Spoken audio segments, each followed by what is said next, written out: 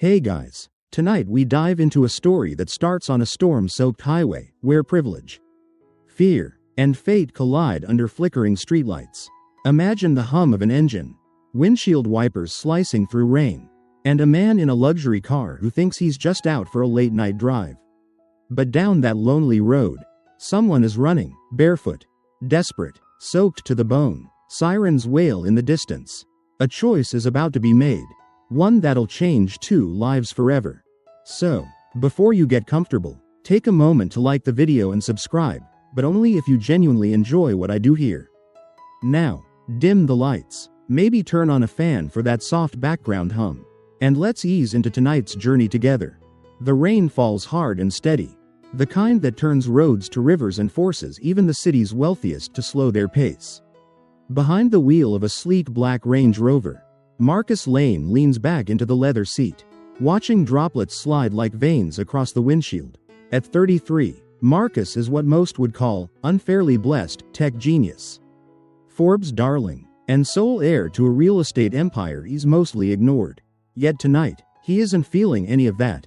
He's just tired. Tired of fundraisers. Tired of being admired. Tired of gold-digging dates who laugh at jokes they don't understand. He takes a sip of lukewarm coffee from the cup holder and adjusts the heater. That's when he sees her. A flash of movement, blurred by rain, cuts across his headlights. A girl, no more than 20, stumbles out of the shadows near an overpass. She's wearing a cheap hoodie, soaked and clinging to her like it regrets being cloth. Her eyes are wide, frantic, darting behind her, and then, sirens. Marcus's foot lifts off the gas. Something in her eyes isn't criminal. It's pure, raw panic. She freezes for a second as their eyes meet. In a different context, it would have been awkward, romantic, even, but there's no time for that. She sprints again, toward the guardrail, toward trees that offer no real cover. Without thinking, Marcus pulls to the shoulder and throws the gear into park. He hits the button to unlock the doors. Hey, he calls out through the cracked window. In here, quick. She hesitates for only a heartbeat before yanking the passenger door open. Water pours off her clothes onto the pristine floor mats. She doesn't apologize. She just slams the door shut and ducks down in the seat, heart visibly pounding under her soaked hoodie. The sirens grow louder. 2 police cruisers fly past, their red and blue lights reflecting off puddles like confetti from a twisted parade. Marcus glances at her. She's not crying, not pleading, just breathing hard, coiled like a wild animal in flight. What the hell is going on? He asks, more to himself than her. She doesn't look at him. Just drive, please. Against every logical bone in his body, every instinct that says this is insane, he shifts into gear and pulls back onto the road. 10 minutes later, they're parked beneath the canopy of an abandoned gas station awning. The rain still drums overhead, but it's quieter here. She finally speaks. You didn't have to stop. Yeah, I know, Marcus says, still gripping the wheel. But I did. What were you running from? Her eyes finally meet his. And he sees it. Not guilt, not malice. Just someone whose world has unraveled. Everything. He nods slowly. No need to push just yet. She looks down, realizing the mess she's made of his car. I'm sorry, she says, barely above a whisper. I'll get out. No, he cuts her off. Stay, until we figure this out. I'm not leaving someone in the rain just because the world decided to chase them. And just like that, a door opens between them, not just literally, but in spirit. Neither of them knows it yet. But this moment, this ridiculous, rain-soaked decision, will mark the beginning of something far more dangerous, far more tender, and far more real than anything either of them has felt in years. They sit in silence for a while, the sound of rain like static between radio channels. She hugs herself, shivering. He reaches into the backseat and offers her his coat, the expensive wool instantly absorbing the rain from her skin. I'm Marcus, by the way. A pause. Lena. And with that, the story begins, not with fireworks or fate-chosen glances, but with a desperate girl, a stopped car, and a millionaire who, for once, chose not to look the other way. The old gas station sits like a forgotten memory on the edge of town. Its sign faded and cracked, Windows boarded up with the ghosts of 99-cent coffee deals lingering on plastic sheets. Inside the Range Rover, the heater hums softly. Marcus keeps glancing at the girl, Lena. She's curled into herself, still tense, one foot resting on the edge of the seat like she's ready to bolt if the moment turns. Her soaked hoodie clings to her frame, the hem dripping onto the leather upholstery. She's clearly exhausted, but alert, like a stray dog unsure if the hand reaching out is going to feed or strike. "You hungry?" Marcus finally asks. She lifts her eyes, suspicious. "Why?" He shrugs. "Because it's past midnight, and you look like you haven't eaten in a while." She considers him, probably calculating the risk of accepting anything from a stranger. But the faintest rumble from her stomach betrays her pride. He opens the glove compartment and pulls out a protein bar. It's not caviar, but it's clean. She takes it, wordless. He watches as she tears it open and devours it like someone who hasn't eaten all day. Maybe longer. Marcus leans back, letting the silence stretch again. It's awkward, but not uncomfortable. They're in a strange limbo. Too early for trust. Too late to pretend they're strangers.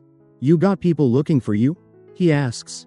She swallows. "Depends who you ask." "Okay." He tilts his head, giving her space to elaborate. She doesn't, not yet. He drums his fingers on the steering wheel.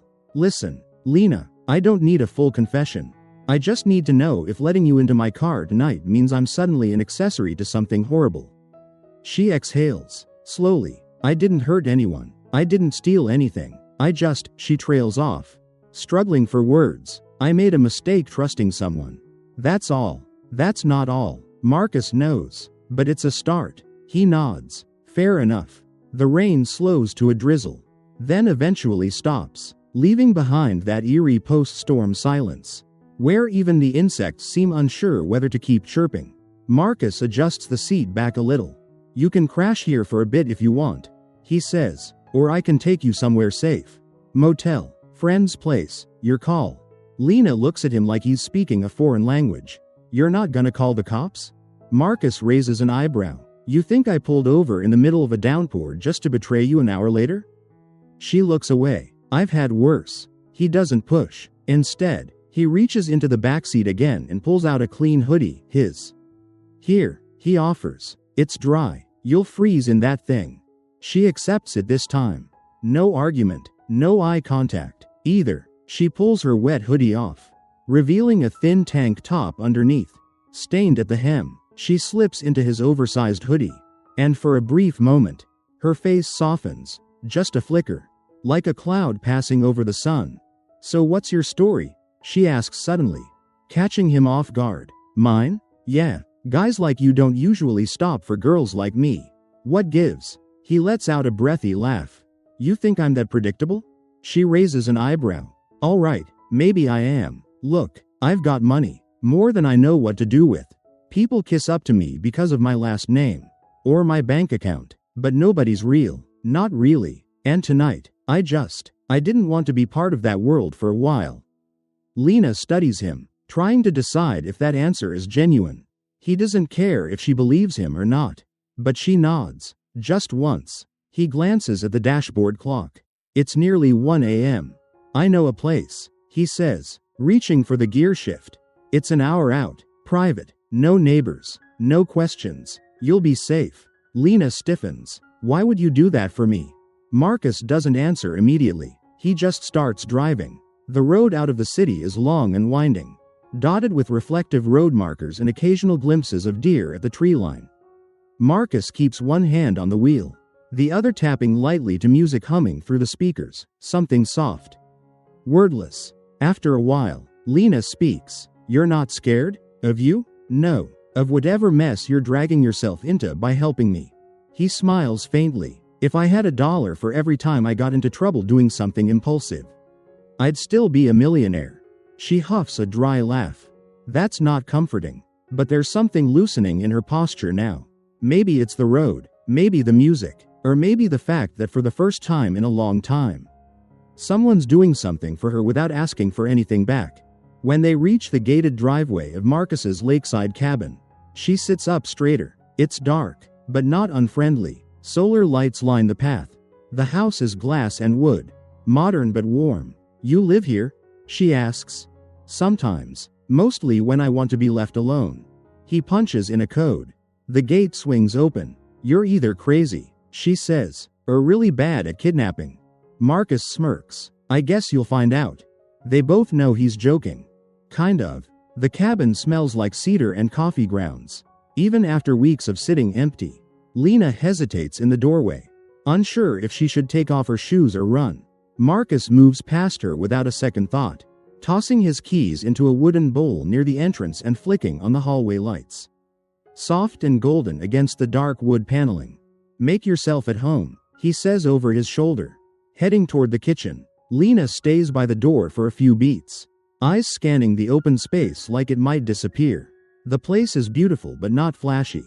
Big windows, a sunken living room with a stone fireplace, furniture that looks too comfortable to be expensive. She steps in slowly, her wet shoes squeaking against the floor. Marcus fills a kettle with water and places it on the stove. I've got tea, instant noodles, some leftover chili in the freezer, and, if you want to risk it, questionable wine from a tech investor who thinks fermentation means adding glitter. Lena's lips tug into something resembling a smile. Tea's fine. As the water heats, she finds herself drawn to the bookshelf lining one wall of the living room.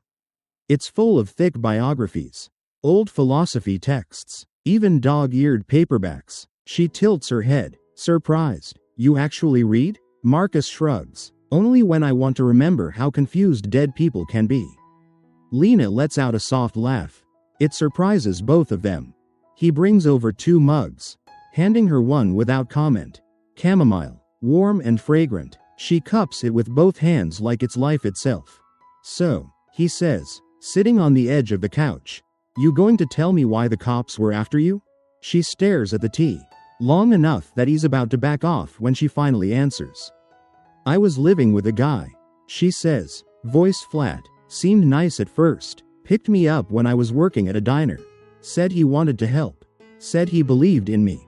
Marcus listens. No interruptions. He was charming. Too charming. Should have known. Her fingers tighten around the mug. Turns out he was running a little side hustle. Not the legal kind. I didn't know at first. But then, when things got ugly, when he started hiding stuff in my backpack, my room, I tried to leave. Marcus leans forward, elbows on his knees. He beat me to it. Told the cops I'd been part of it the whole time. Gave them everything, texts, phone calls, even planted cash. He made it look like I was the mastermind. Marcus doesn't say anything right away. Just watches her, sees the way her eyes stay dry even as her throat works like she's swallowing glass. I had nowhere to go. No family, no friends who wouldn't sell me out for rent money. So I ran. I've been running ever since. He nods slowly. Not out of disbelief but understanding. How long? 3 weeks. She takes a sip of tea. I sleep on buses, store bathrooms. That alley you found me near? I was going to try to hide in the loading dock until morning. Then I saw the cops roll in. And I panicked. You didn't do what they said, though. No. She looks up at him. Fierce now. I didn't. Marcus believes her. Maybe it's something in her tone. Or maybe just the fact that nothing about her screams, career criminal. What she does scream is tired, and smart, and backed into a corner. He exhales, long and slow. Okay, we'll figure this out. Lena tilts her head. We? You're not doing this alone anymore. Her laugh is sharp, bitter. You think you can fix it? No, he says honestly. But I can buy us some time. And time's what you need right now.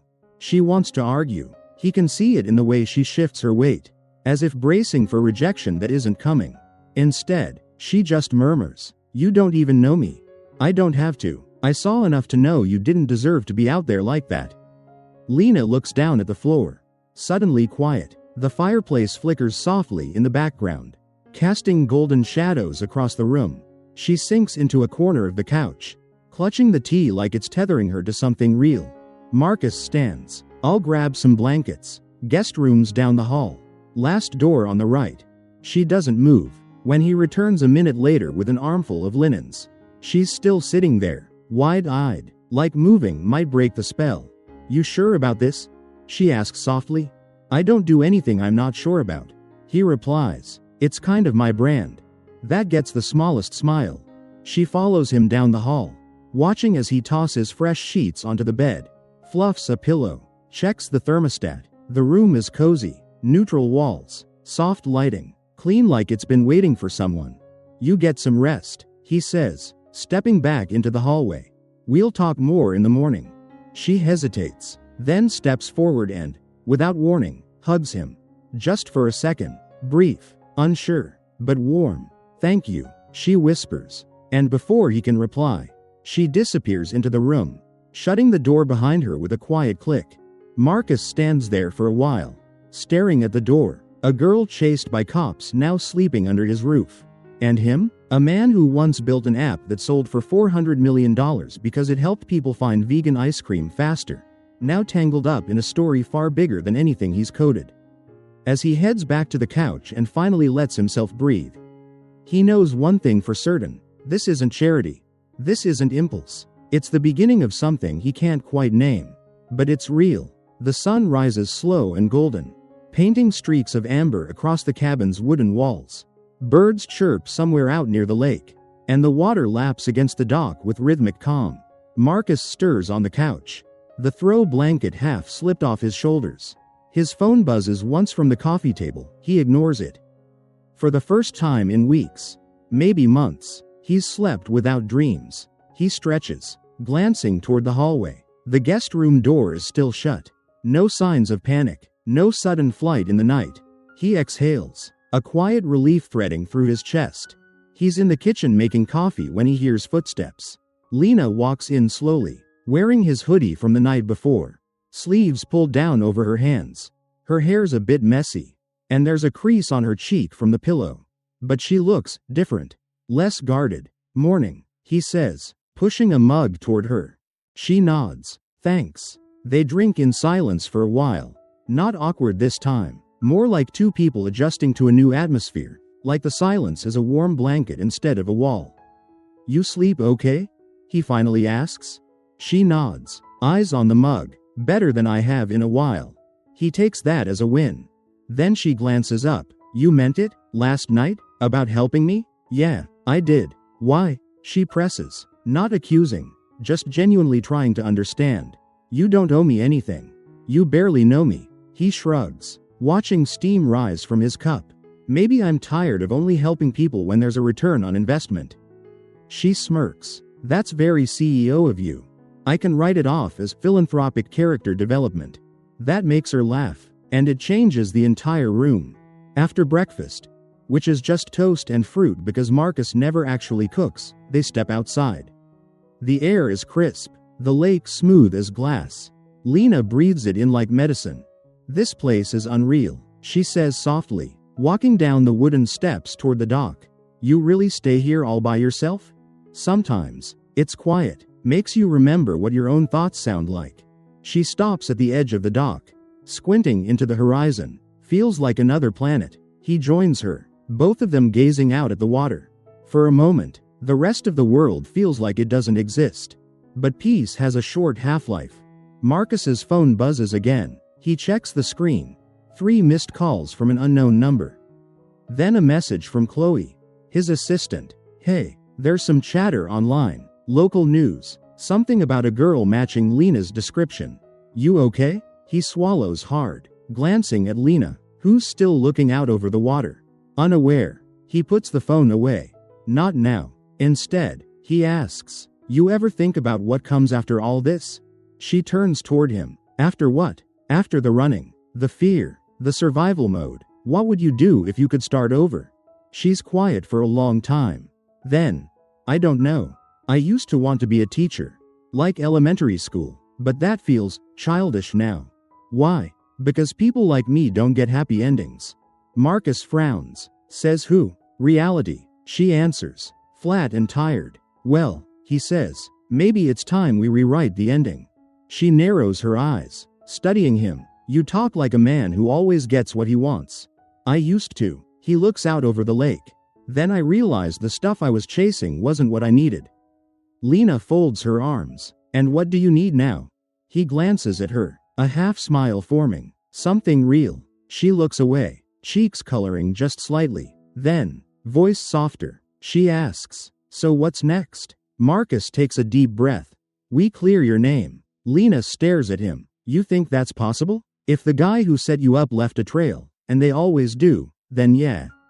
It's possible. I know a lawyer. Expensive, but ruthless. And I've got tech that can dig through old files. Deleted texts. You name it." Lena's eyes widen. "You'd do all that, for me?"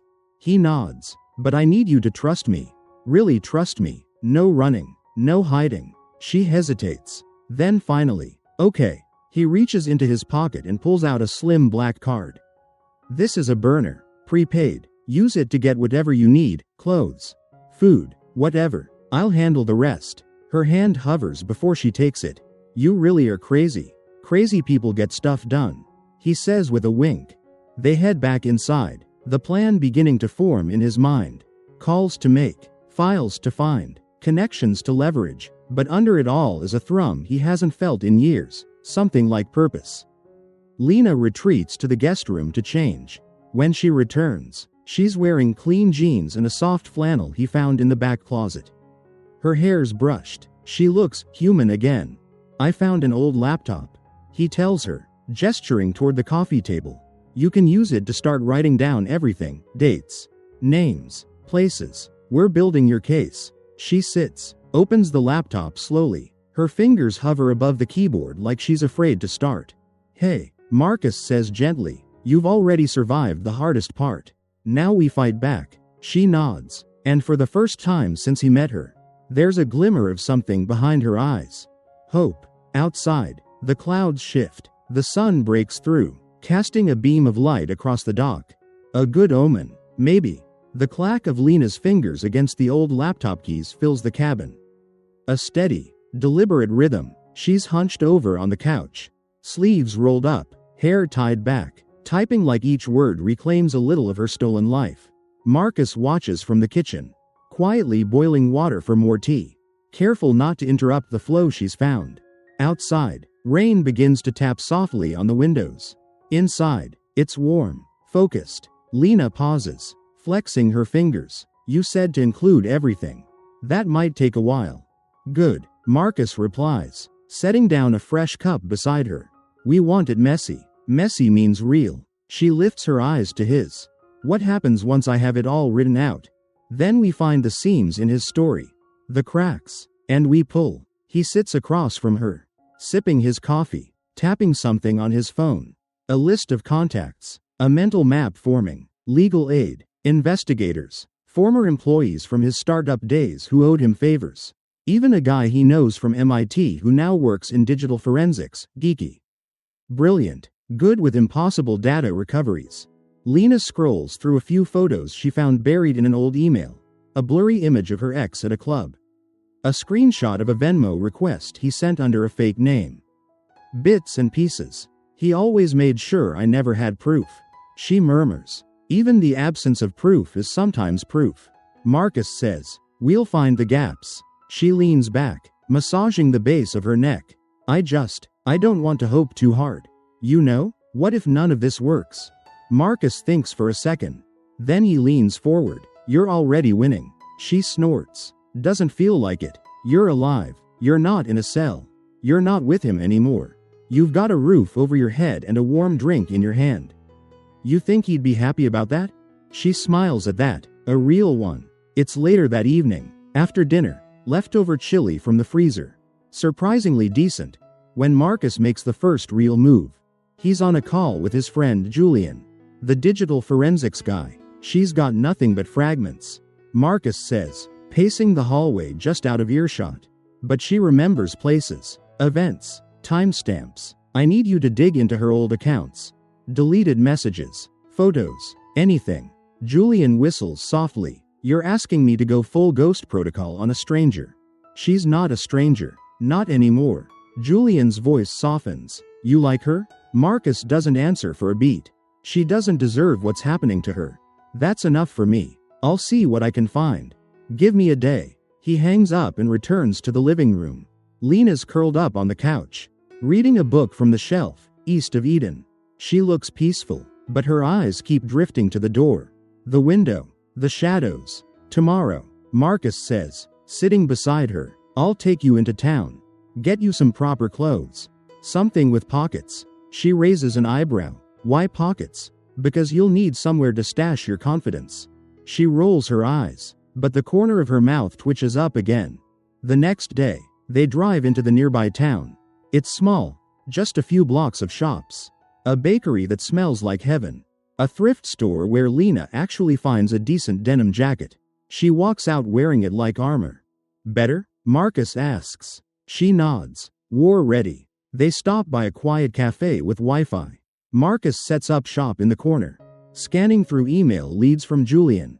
Some metadata files are already coming in. Timestamps that contradict the police report her ex filed. Nothing big yet, but promising. Lena comes back from the restroom. Holding her phone. I just got a message. Marcus looks up fast. From who? She hesitates. A girl I used to work with at the diner. She saw something about me online, one of those clickbait articles. She says people are talking. Marcus's stomach tightens. Did she sound hostile? No. She sounded scared, like she didn't know who to believe.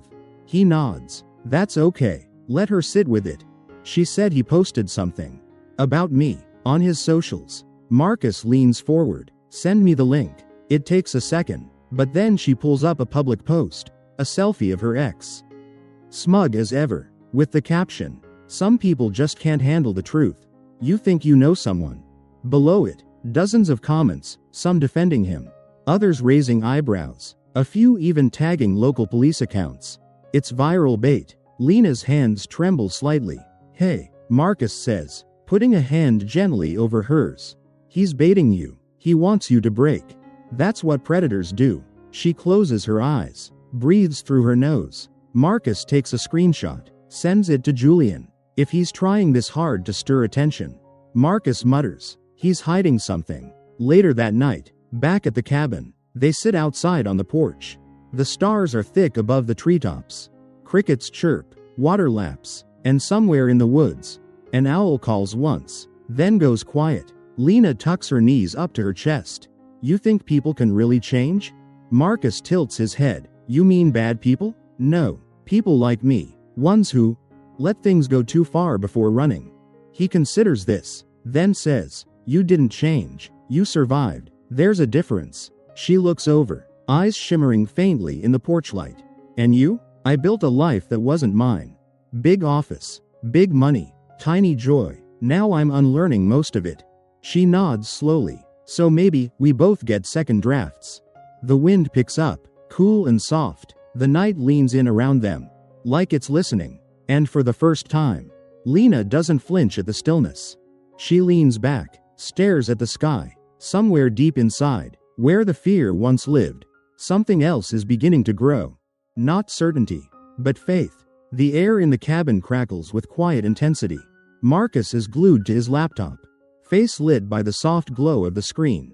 Lena's asleep on the couch, curled up beneath a throw blanket, a paperback still open and slipping off her chest. The hum of the fan buzzes low in the background, steady and reassuring. Marcus clicks through Julian's encrypted files, eyes scanning for something, anything, that could flip the narrative. Then he sees it, a text log, deleted from Lena's phone but recovered from the cloud via Julian's forensic software. Dated 3 weeks before the incident that put her on the run.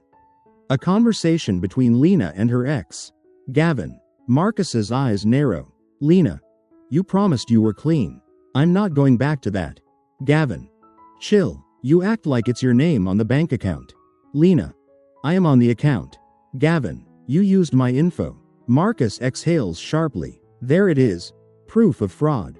And potentially the paper trail they need. He hears the shift of fabric behind him. Lena blinks awake, eyes adjusting. You okay? She mumbles.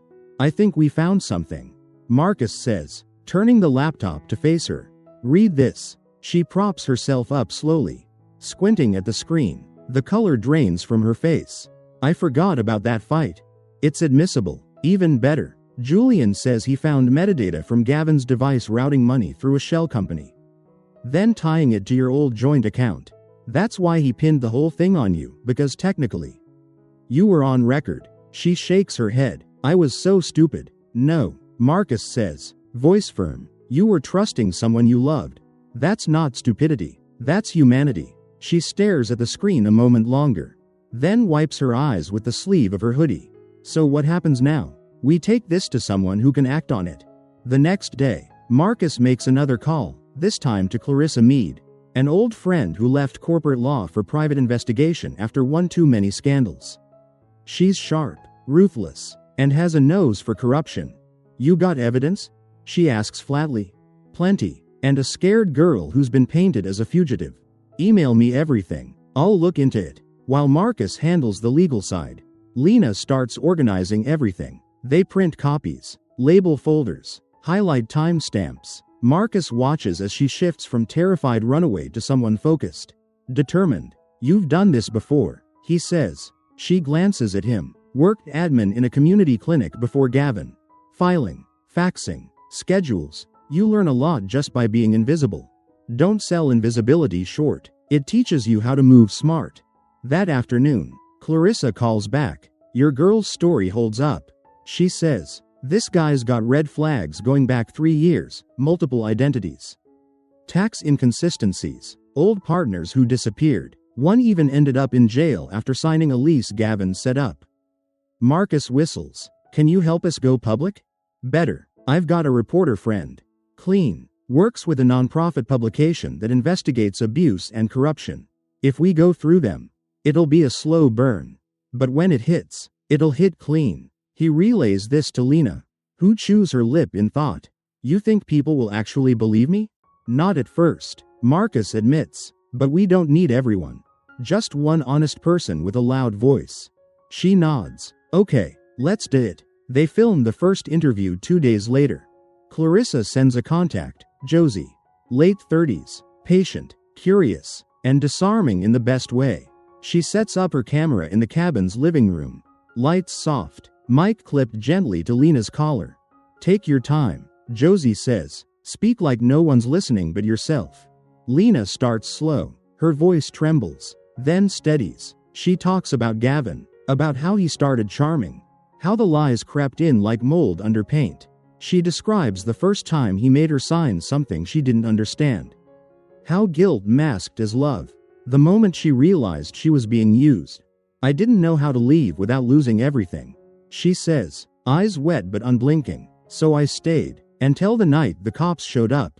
Josie asks questions sparingly, just enough to guide. Marcus sits off camera, jaw tight, hands clenched. When the interview ends, Josie lowers her camera gently. You did good, she says. Lena just nods, like she's not sure what she feels yet. They send over documentation, everything Julian and Marcus compiled. Clarissa handles the legal side. The article will take time, but the machine has started to turn.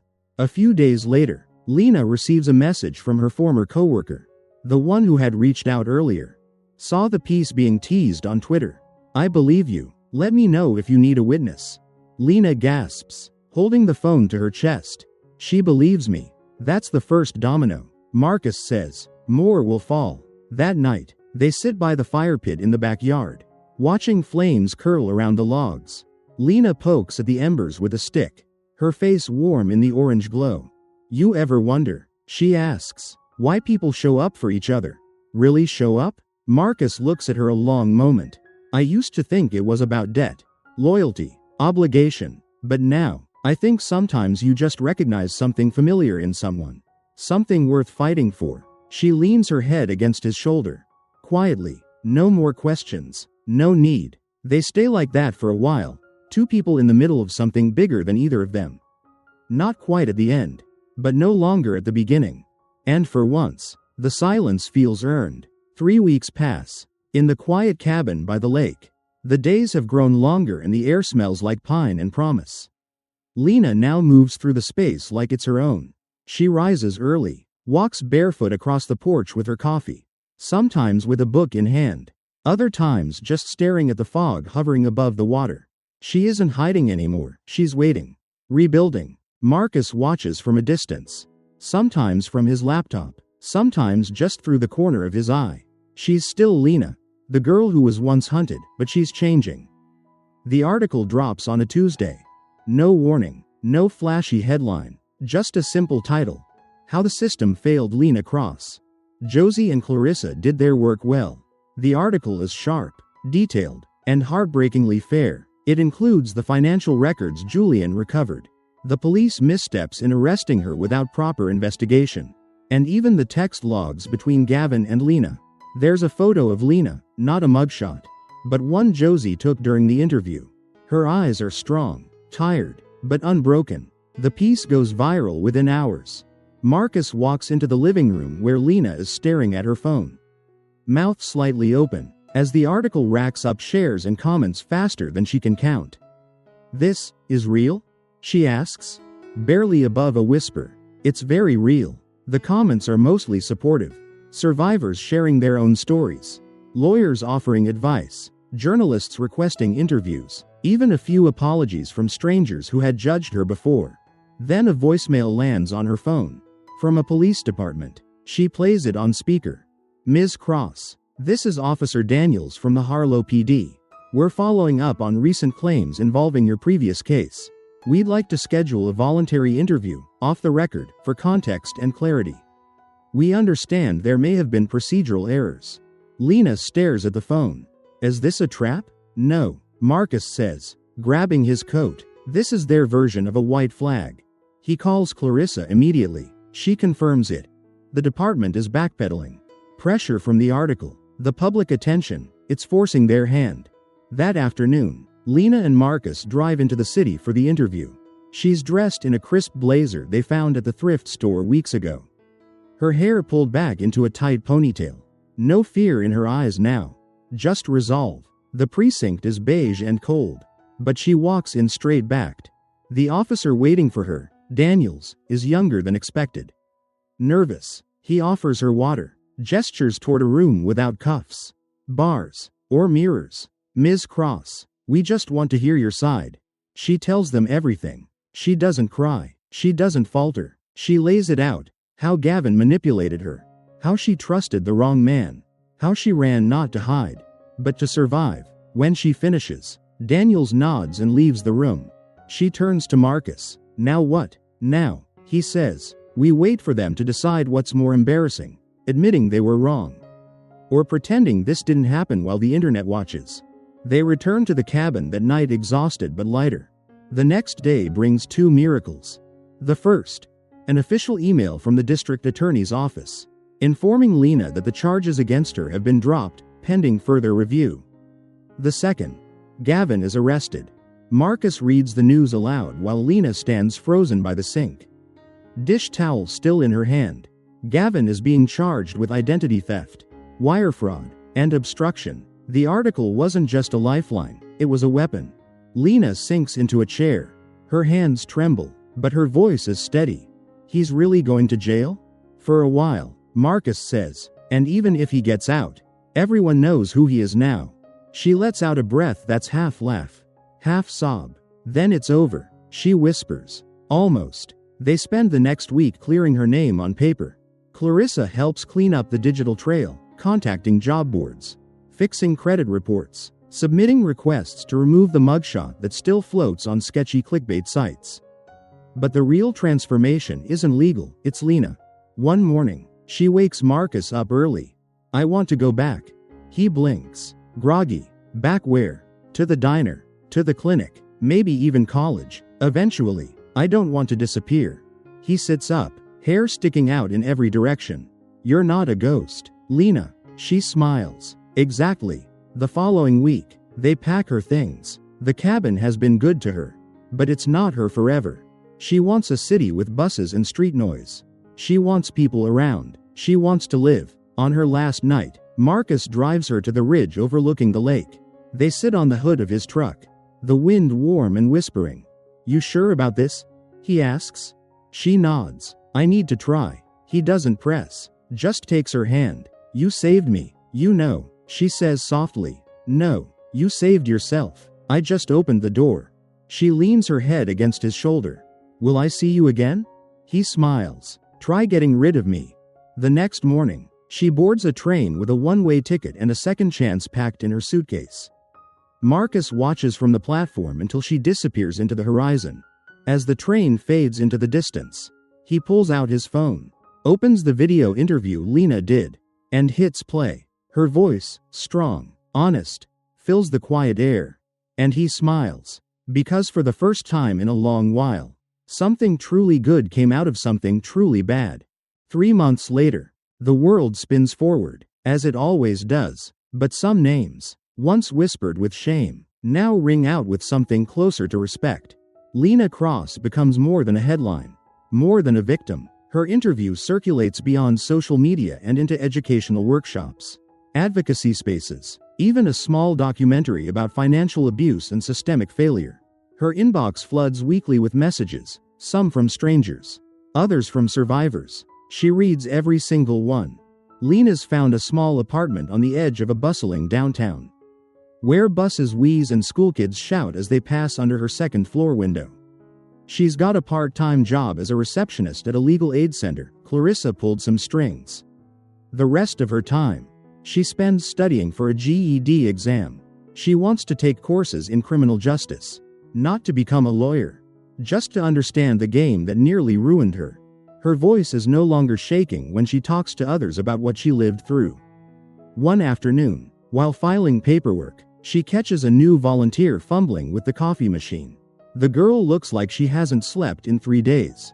Frustrated, frazzled, worn thin, Lena steps in without asking, shows her how to work the buttons, offers a soft smile. The girl exhales. Thanks. Sorry, I just started. Lena shrugs. We all start somewhere. There's peace in the routine now. Not boring peace, but earned calm, like a long exhale after holding your breath underwater too long. And Marcus? He's still in the cabin, for now. But things are changing. After Lena left, he started sleeping less and writing more. Not fiction, not this time. He's compiling a book of essays about justice, survival, what it means to show up for someone when it's easier to turn away. He's calling it The Quiet Rescue. The last chapter is about Lena. They talk often, not daily, not obsessively, but enough. The rhythm of two people no longer running, just walking. One day, she calls him, Marcus? Still alive? You? Alive and possibly underqualified. They want me to give a talk next month, at a conference for trauma survivors. He grins. Big stage? Small audience. But still, I'm nervous. He doesn't try to fix it, just listens. When she finally stops talking, he says, You already know what to say. Just tell them the truth. She pauses. Will you be there? I wouldn't miss it. The weeks roll by. Lena prepares for the event in quiet ways, reading her old journals, printing out a few key documents she wants to share, selecting a simple blouse that makes her feel strong. No flashy branding, just herself. When the day comes, she steps onto a small stage inside a community center auditorium. Folding chairs, soft lighting, and maybe 50 people, but she doesn't see the crowd. She sees one person in the third row, smiling quietly, hands clasped in his lap. Marcus. Lena breathes in, then out, then speaks. She talks about Gavin, yes, but she also talks about herself. The version of her who stayed when she should have run. The version who ran when she had nowhere else to go. The version who stopped believing in justice. And then, slowly, the version who dared to believe again. She doesn't cry, but someone in the back does. When it's over, the applause is small, but real. People come up to thank her. Some hug her. One woman slips her a folded note. You made me feel seen. Later that evening, Lena and Marcus sit on the hood of his truck again. This time in the parking lot outside the center. I almost didn't show, she says. Thought maybe I wasn't ready. You were ready the moment you walked away from that old life. He replies, this is just part of the rebuild. She nods, silent for a moment, then turns to him. You know, I don't really believe in fairy tale endings. Same, but I do believe in honest beginnings. He smiles. That's all I've ever wanted.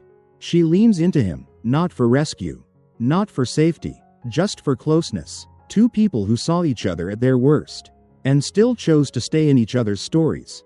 Not as savior and saved, just as equals. The following spring, Lena starts writing, just for herself at first, then for a small blog, then an op-ed for a national paper. Her words become ripples, Not waves, not yet, but enough to shift things. One by one, people start to see her not as the girl who ran, but the woman who refused to disappear. And the system that once tried to silence her? It's being watched now, because Lena dared to speak. And somewhere, tucked inside a quiet cabin, Marcus types the final paragraph of his book.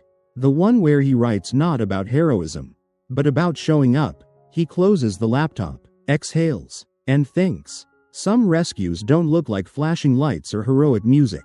Sometimes, they look like a borrowed cabin, a hot meal, a hand offered without strings. And sometimes, that's all it takes.